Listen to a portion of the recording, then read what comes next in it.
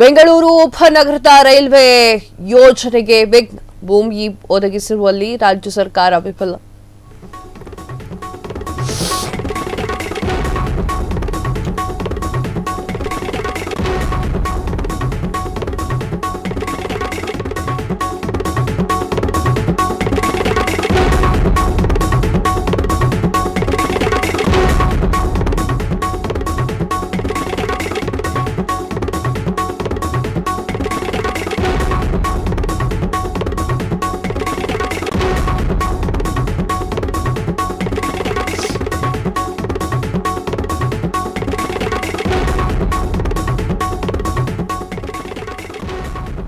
ಬೆಂಗಳೂರು ಉಪನಗರ ರೈಲ್ವೆ ಯೋಜನೆಗೆ ವಿಘ್ನ, ಭೂಮಿ ಒದಗಿಸುವಲ್ಲಿ ರಾಜ್ಯ ಸರ್ಕಾರ ವಿಫಲ.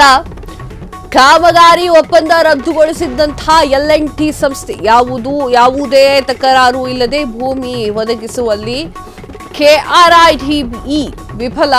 ಕಾರಿಡಾರ್ 2 ಮತ್ತು 4 ನ ಒಪ್ಪಂದ ಕ್ಯಾನ್ಸಲ್. ಉಪನಗರ ರೈಲ್ವೆ ಯೋಜನೆ ಮತ್ತಷ್ಟು ವಿಳಂಬ. KRIDE ಇವೊಂದು ಕರ್ನಾಟಕ ಲಿಮಿಟೆಡ್ ಕಂಪನಿ L&T ಸಂಸ್ಥೆಯ ಹಿಂದೆ ಸರಿದಂತಹ ಕಾರಣ ಮರು ಟೆಂಡರ್. ಎಸ್ ವೀಕ್ಷಕರೇ, KRIDE ನ ವ್ಯವಸ್ಥಾಪಕರಾಗಿ ನಿರ್ದೇಶಕರಾಗಿರುವಂತಹ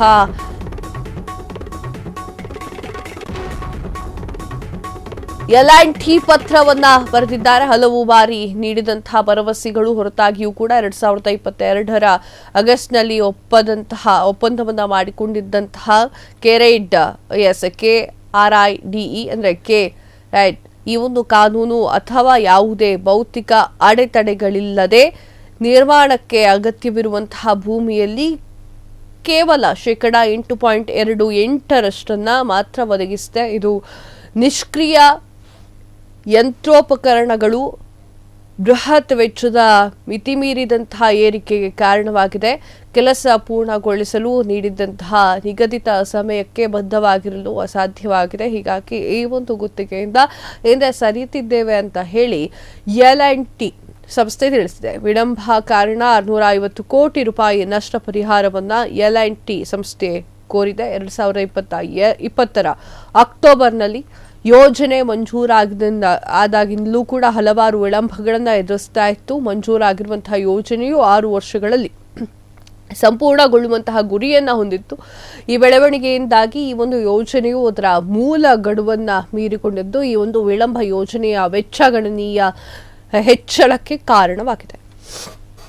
ಕ್ಷಣ ಕ್ಷಣದ ಸುದ್ದಿಗಳಿಗಾಗಿ ಫ್ರೀಡಂ ಟಿವಿ ಸಬ್ಸ್ಕ್ರೈಬ್ ಮಾಡಿ, ಲೈಕ್ ಮಾಡಿ ಹಾಗೂ ಫಾಲೋ ಮಾಡಿ.